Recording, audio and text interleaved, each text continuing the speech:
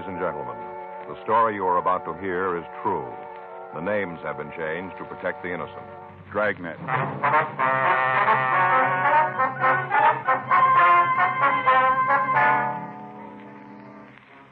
You're a detective sergeant. You're assigned to robbery detail.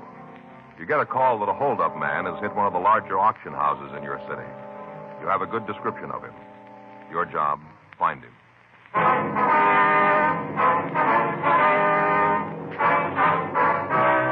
Dragnet, the documented drama of an actual crime. For the next 30 minutes, in cooperation with the Los Angeles Police Department, you will travel step by step on the side of the law through an actual case transcribed from official police files. From beginning to end, from crime to punishment, Dragnet is the story of your police force in action. It was Tuesday, February 1st. It was raining in Los Angeles. We were working the day watch out of robbery detail. My partner's Frank Smith. The boss is Chief Detective Thad Brown. My name's Friday. I was on my way into the office, and it was 8:07 a.m. when I got to room 27A. Robbery squad room. Morning, Joe. Hi. The rain let up? No. It's still coming down. Doesn't look like it's going to stop either. No. Sure got it out in the valley. Well. Anything in the book for us? No. Talked to Skipper. He's got a couple of things for us to check out. What do we got, do you know? A bank job last week. Stats office came up with a list of possibles. We're supposed to help check them out. All right. Here's a list. A couple on there we know, too. Mm-hmm. When did Rocky get out? A couple of months ago. Can't stay out of trouble, can he? I called the adult authority. They say he's got a job working 9 to 6. Well, he'd still find a way to get out. Yeah. Well, let's get on it. Okay. You think I'll need my rubbers? What? My rubbers. You think I'll need them? I don't know. They're your feet. It's raining pretty hard. Well, I guess I better take them. Faye'll get sore if she finds out I'm not wearing them. I didn't hear you. I say Faye'll get sore if she finds out I'm not wearing them. Oh. I get home, she looks at the soles of my shoes. If they're wet, she knows I left the overshoes in the locker. She gets real hacked, Joe. Yeah. You gonna put them on now? Yeah, I've walked outside. Oh, yeah. Oh, sure hard to get on. Are you about finished there? Yeah. I want to see Danny before he leaves. What is it, something special? No, I heard that he had a set of golf clubs for sale. I thought maybe I'd look at them. Are you going to start playing golf? No. I thought maybe I'd take a look at them. You know, I've been thinking maybe I ought to do something like that. Some kind of hobby. Golf isn't too expensive, is it? Fishing, Joe. What? You ought to take up fishing. That's for you. It is. Sure, fishing. Out in the boat, fighting the unknown. With golf, you hit a ball and you know where it's going. No, not me. You know what I mean. With golf, you kind of know what's going to happen. But with fishing, there's always that mystery of what's going on at the other end of your line. You never know. Yeah. No, you don't, Joe. You never know what's going to take. The bait might be a big school of white sea bass or yellowtail down there. Might even be a school of albacore. No, fishing's for you, Joe. You think so, do you? Well, it's a little early yet, but you just hang on, old buddy, and tell you what, I'll take you out with me this year. Show you how it's done. Mm-hmm. No, I don't think so. I heard about your fishing. What do you mean? Oh, Gene Patrick was telling me about how you robbed the bait tank, strung up the horse sardines, and took them home. He's jealous, Joe. He is. Yeah, he wanted them. Hot shot, I'll get it.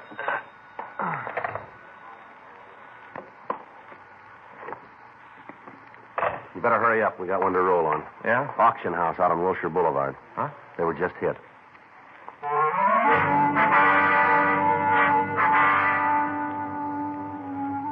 "8:37 a.m. We arrived at the Charles Kane Auction Gallery. It was a large Spanish-type building located on the corner of Wilshire Boulevard and Gregory Drive.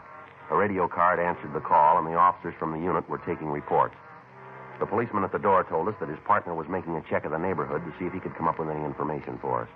An ambulance had arrived, and the man at the door told us that the attendant was in the store taking care of one of the victims. We went in and talked to him. Hey, watch it, huh? Feels like he stole my head in. Oh, sorry, Mr. Kane. You fellas officers? Yeah, that's right. Friday and Smith, Central Robbery. All right, if we talk to him? Sure, I'm almost finished here. Sure, you can talk to me. Go ahead, I'll tell you. All right, sir. This is my partner, Frank Smith. My name's Friday. Charles Kane. This is my place. I'm the one that was robbed. Yes, sir, we understand. This is Miss Morgan. Ines, these are policemen. How do you do? How are you? Where'd the other cops? Sir? Other fellas, the ones in the police car, where'd they go? Well, they're outside, Mr. Kane. Oh, you fellas with the guns, huh? What's that, sir? The guns, the big ones. You know, the ones who's going to handle it? Well, I guess you could say that. Yeah, well, suppose you want me to tell you all about it, huh? Yes, sir, if you would, please. Yeah, been in the auctioning business a long time. This is the first time a thing like this has ever happened. First time. Uh-huh. Came in this morning early. Came in to check a consignment from Santa Barbara. Loading new stuff. Only it's old. Yes, sir. We bought it up. Supposed to be here this morning. I came in the office. Yeah, right in here. Fellow was standing back at the door. As soon as I came in, he clouded me on the head. Whacked me a good one. Hey, wait. Take it easy with that bandage, will you? Yes, sir, I'm sorry. You like that fella Ichabod?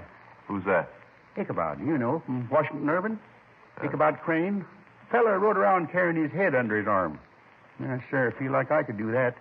Grand writer, Irving. Read almost all his stuff. Grand.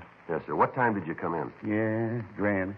Oh, it must have been about 7:45. Wonder if you can give us a description of the man. Sure. Don't you want me to tell you the rest of the story first? Well, if we can get a description of the man, Mr. Kane, we can get a broadcast out on him. Yeah. He robbed the safe, too, you know. Yes, sir, we understand. Cleaned it right out. How tall was the man, sir? Oh, about 6'2". Big fella. Well, might even been bigger. How about his weight? Big there, too. Maybe a couple 100 pounds. Did you see the man, Miss Morgan? Well, yes, he was here when I came in. Yeah, but I'm the one he hit. Well, he was back here with Mr. Kane when I came in. The man must have just hit him. Did you get a pretty good look at him? Yes, sir. Yeah, he hit me. He gave me a real whack right on the head. Yes, sir. This fellow's covered it all up with bandages, or you'd be able to see it. A real whack. Yes, sir, we understand. I think that'll take care of it, Mr. Kane. Will, huh? Yes, sir. I suggest you see your doctor, though. Yeah, why? We usually recommend it, sir. Oh, yeah. Well, thanks, young fella. Yes, sir. How about the man's coloring, Mr. Kane? That ambulance fellow been real nice. Yes, sir. Can you tell us about the man who held you up? Light complected. Did he wear glasses? No, didn't have glasses. Well, he had them on when I saw him. Yeah?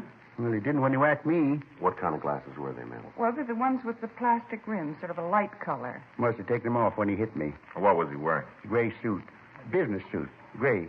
Was he clean shaven, do you remember? Well, yes, he had a dark beard, though. Real heavy, but he was clean shaven. I'll get this out, Joe. Right. Did he have any accent when he talked, Mr. Kane? No, just hauled off and hit me as soon as I came in the door. Didn't say a word. Just whacked me on the head. Did he speak to you, Miss Morgan? Well, yes, he did. He told me to keep quiet and nothing would happen. Did you notice anything in his speech? No, he talked just like anybody else. Okay, you called him, Frank? Yeah. Miss Morgan, Yes, sir. what time did you get in this morning? Oh, it must have been about 8, maybe a couple of minutes after. Did you see the hold-up man when you came in? No, not right away. He wasn't out in the gallery. Uh-huh. I came into the office here. This is where I work most of the time. That's when I saw him. He was standing right over there. Mr. Kane was on the floor, and the robber was standing next to him. I guess he'd just hit Mr. Kane. Uh-huh. What did he say to you? Oh, I told you. He said for me to keep quiet and nothing would happen to me. Did he say anything else?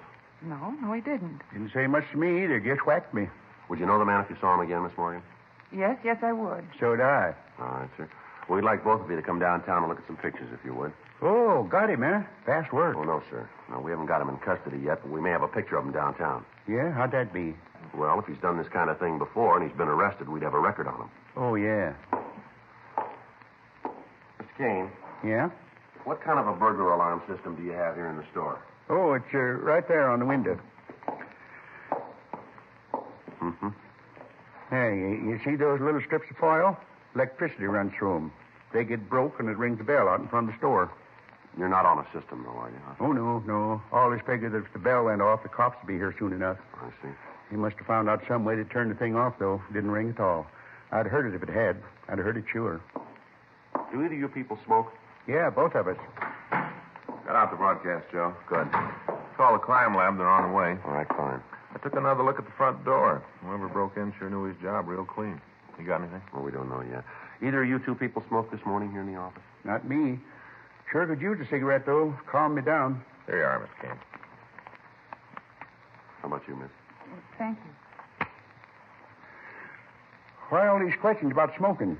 I want to know if you're going to catch that man. There was over $1,200 in that safe, and I had a couple of hundred on me. He took all that. What you asking all these silly questions for? Well, there's some cigarettes here on the floor. Looks like the hold-up man must have waited for you two to get here. Yeah, probably did. Broke into the safe and then waited for me to come in. Dirty sneak. What do you got, Joe? Some paper matches here. Might be something. Yeah? You take a look at them. Yeah. Huh, up there. Some printing on that one. Can you read what it says? 23 miles to Wilming. The rest of it's burned off. Probably Wilmington. Uh-huh. Oh, you got something? A clue? Well, we don't know yet, sir. Here's another one, Joe. Can you read it? Yeah, this one's almost full. Only the tip's been burned. What's it say? Well, it says 14 miles to Santa Monica. What was that? 14 miles to Santa Monica. Look like matches from a motel, maybe a hotel, something like that. Might be a restaurant. Yeah, you guys won't have any trouble at all. Getting the fella, I mean. Sir? Yeah, simple. Just find a place that's 23 miles from Wilmington, 14 miles from Santa Monica. Don't you get it? Find that place, and your man will be waiting for you. You get it? Yes, sir. Yeah, simple. Find that place, and your man will be there.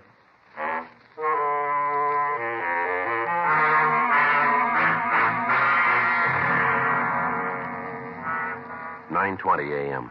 The crime lab arrived and went over the place. The burned matches and the cigarette butts were retained for evidence. Pictures were taken of their position relative to the safe. We continued to question the two victims. From their stories, we were able to piece together what had happened. They were both asked to go with us to the robbery division to check through the mug books for an identification of the holdup man. From their descriptions of the man, we were able to come up with an accurate idea of what he looked like. We contacted the artist up in the crime analysis division and asked him to start a composite drawing of the thief. The crime lab called and gave us additional information on the matches. From the distances printed on them, we were able to get an idea where the original matchbook might have come from. The intersection of the lines was in the Hollywood area. 3:15 p.m., we drove over to talk to the manager of the company who had made the matches, a Mr. Tom Holger. Come on in. Thanks, sir. Thank you very much. Sit down. All right, sir, fine. Now, what can I do for you? We're police officers, Mr. Holger. My name's Friday. This is my partner, Frank Smith. How do you do? Well, what can I do for you? I hope it's nothing I've done wrong. No, sir, nothing like that. We'd like some help if you can give it to us. Sure, always glad to cooperate with the police. I never know when I'm going to need them. All right, sir. We have some matches here, Mr. Holger. We understand they were made by your firm. Oh, matches, huh? Yes, sir. We'd like to know who they were made for, if you could tell us. Hmm? Yeah, we made them. Sort of an exclusive design. Can you tell us who you made them for? I'll check the book. Probably have them in there. Now, let me see. I think that's model 4XY892. Yes. Yes, here's the book. It's probably in here. Huh. A lot of matches. Oh, yes, we make quite a few. They all differ? Most of them. Some are the same. You know, a customer sees a sample he likes and orders the same thing for his business. We make a few changes so that it fits the line he's in, you know. Uh-huh. Neither one of you fellows is collectors, are you? Beg pardon? Collectors. Either one of you guys save matchbooks? Oh, no, sir. Neither one of you? No, sir. Oh, it's a good hobby. I've got quite a collection. Just maybe 7,000. That many? Oh, yes. Some of the collectors have more. I've only been saving for about 5 years.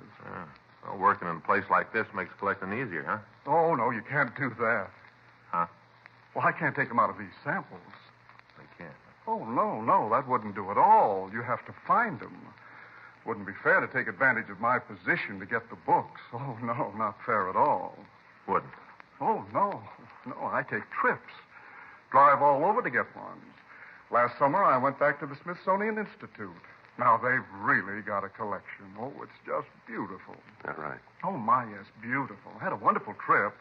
Got a lot of new books. My wife did very good, too.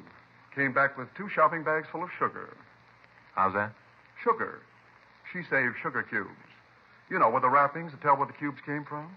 Oh, yeah. Yes, sir, I've seen them. I know what you She saves them. 2 shopping bags full. Wonderful trip. About the matches, sir, I wonder if you could tell us. Oh, yes. Well, here you are. I think this is it. Now, let me see the ones you have. Here you are, sir. Mm-hmm. Now, let me see. Uh-huh. Same one. Yes, that's it. You know, we have guys coming in here all the time to see if they can't get some books for their collection. I won't go for it, though. The dodges they use. Some of the stories would really make you laugh if you didn't know what they were trying to do. Yes, sir. How about these matchbooks here? What? Oh, well, I try to tell them. I go out and get the matches fair. Don't come around here and try to do things the easy way. Go out and get them fair. That's what I tell them. Can you tell us where these matches came from, Oh, please? all over the world. They come from all over. No, sir. The matches we brought in. Hmm? These. Oh, yes. Oh, my, no. These came from Hollywood. I meant the others, the ones for collecting. Yes, sir. Can you tell us where in Hollywood? Well, let me see. Here, there's, 1, 2, 3, 4, 5, 6. Oh, 6 places that use these matches. Have a different cover on them, of course. Well, any way you can tell us where these particular matches came from? Well, not when they're burned. If I could see the color of the head, I might be able to tell. A big part? Well, we put a different color head on the matches. Oh, I see. Different place, different color. Mm-hmm. Any way you could tell from these, though? Well, could be done. Take some time. Uh-huh. Analyze the burned portion. Tell what the chemical content is in the head. Tell that way. Take some time, though. About how long? Well, a couple of hours, maybe a little longer. Well, how much would knowing the color help? Oh, you can see here in the book. There are 2 with red heads, 2 with green, and 2 with white. Be able to narrow it down to 2 for you. Well, that's not necessary, Mr. Holger. Be glad to do it. Well, we'll drop the matches by our crime lab. They can run the test, and then we'll call you back. All right, that'll be fine. Wonder if you could give us the address of the places that use the matchbooks. Oh, sure. I got them right here. I'll make a copy for you. Sure appreciate it. Oh, no trouble at all. Say, I was just thinking. What's that, sir? You fellas wouldn't like to start a collection, would you? I could let you have a few books to get you started. Well, sir. Wouldn't be cheating. Just a few. No, sir. Thanks just the same. Well, take some of these along anyway. Loads of fun. Huh? Sugar cubes, all the way from Des Moines.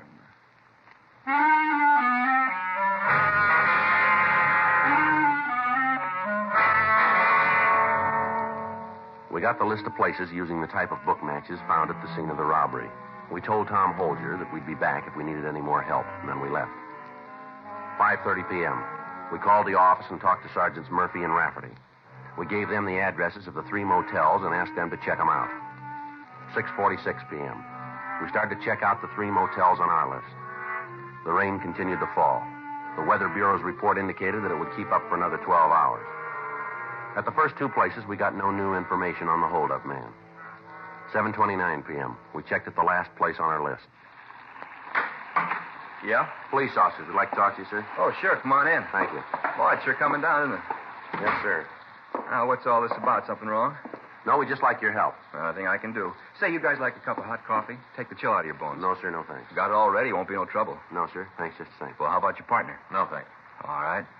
Now, what can I do for I'd you? like for you to take a look at a picture here and tell us if you've seen the man. Sure. Frank, you got the sketch there? Oh, yeah. Got it right here. A little wet. Uh-huh. Get some water you got in the pocket. Yeah. What do you want this guy for? Something special? We'd like to talk to him. Yeah, sure. I didn't mean to pry. Just wondering if it was a big job or maybe a bad check, something like that. Uh-huh. There you are. Seen him before?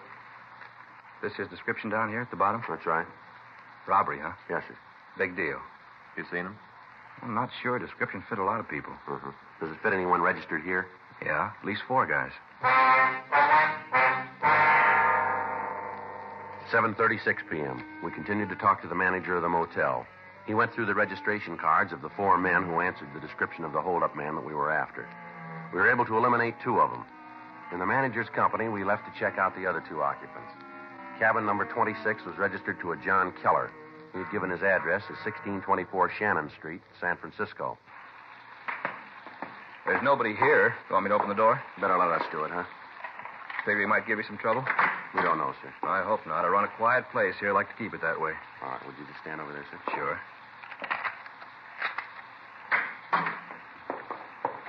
Not here.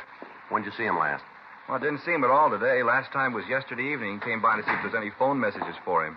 You say who was going to call him? No. Kind of impressed me like he was just asking to kill time. Uh-huh. Better check the closet, huh? Yeah, I didn't check it good at first. I will now. All right. How long has this Keller been here? A couple of days, that's all. Just a couple of days. I didn't know he'd cause any trouble. I wouldn't let him in if I'd have known that. Sorry, sir. Joe? Yeah. See, man? Sure. You got something? Yeah, pile of dirty laundry here. Take a look. Yeah. Burglar tools.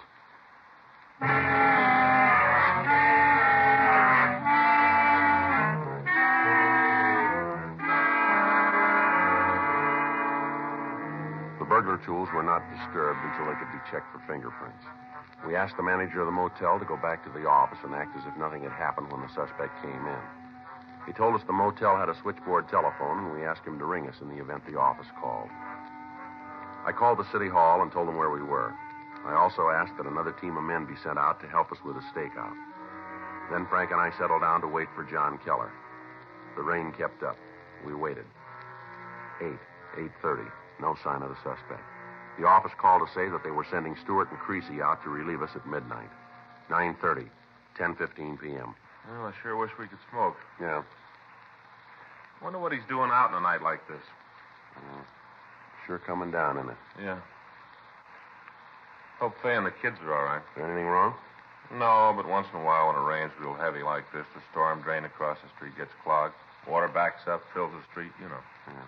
Well, we only got another half hour to go here. Yeah. I'll be glad to get some dry socks on. Hold it. Huh? Somebody coming out there. Yeah.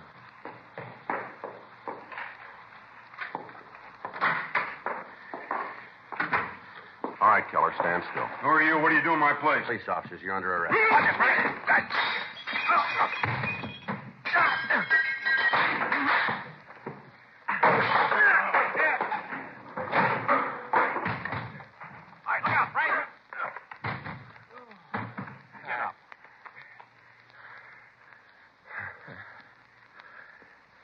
Come on. Get up. Come on. Get on your feet. What do you want me for? I haven't done anything. Those your tools in the closet? You guys been snooping around. Better shake 'em, Frank. Yeah. I got a gun. You'll find it anyway. I got a gun. All right, give it to him. 38, Joe. I got it. Let's get out of here, huh? You got nothing on me. We call a lawyer. You'll be turning me loose in a couple hours. Hold still, Keller. Yeah.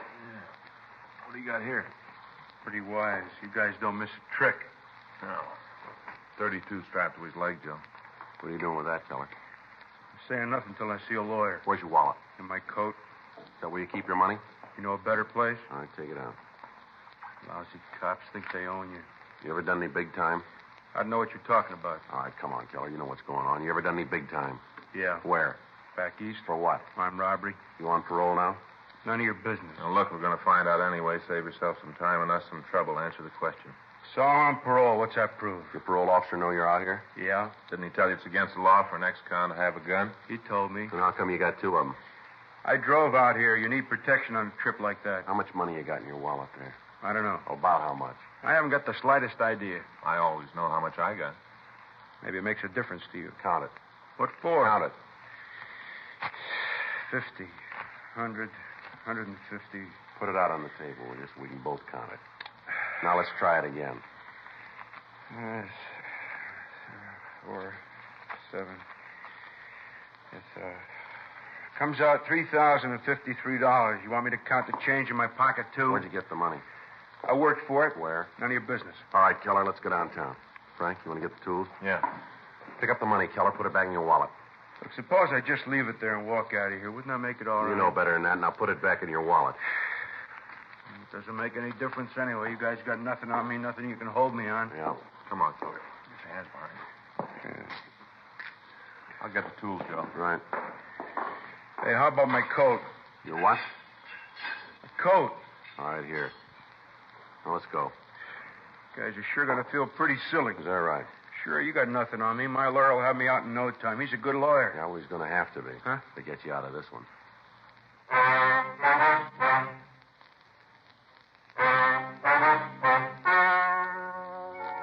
The story you have just heard is true. The names were changed to protect the innocent. On June 14th, trial was held in Department 97, Superior Court of the State of California, in and for the County of Los Angeles.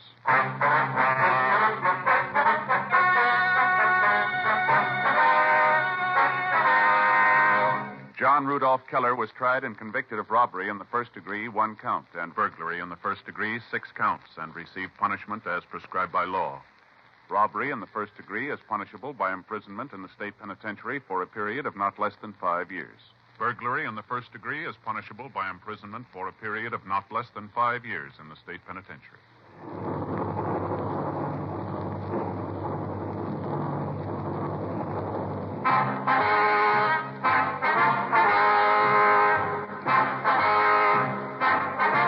You have just heard Dragnet, the authentic story of your police force in action, and starring Jack Webb, a presentation of the United States Armed Forces Radio Service.